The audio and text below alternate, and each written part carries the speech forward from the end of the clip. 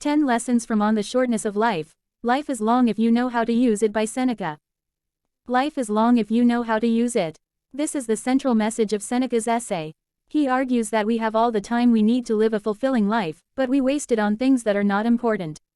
We spend our days worrying about things that are out of our control, and we neglect the present moment. We put things off until tomorrow, and then tomorrow never comes. We waste a lot of time on things that are not important. We spend our days watching TV, scrolling through social media, and gossiping about our friends and neighbors. We spend hours in traffic, waiting in line, and doing other things that are not productive or meaningful. We need to learn to be more selective about how we spend our time. We are preoccupied with the future and the past, and we neglect the present moment. We are always thinking about the future, and we worry about what might happen.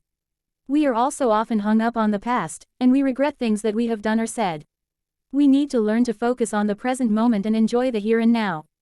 We put things off until tomorrow, and then tomorrow never comes. We have all been guilty of this at one time or another.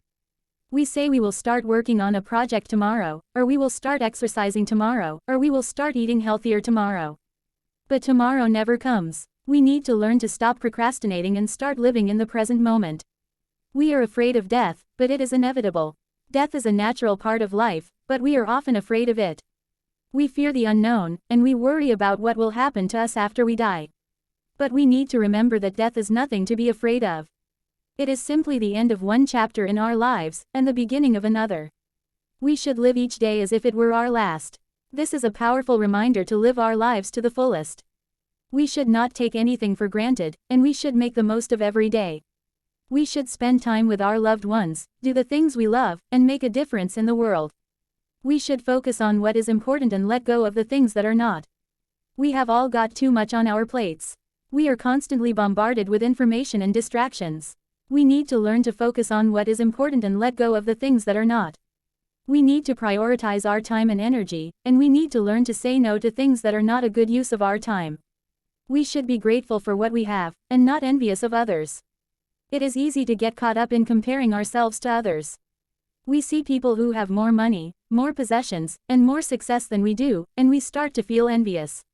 But this is a recipe for unhappiness. We need to learn to be grateful for what we have, and to appreciate the good things in our lives.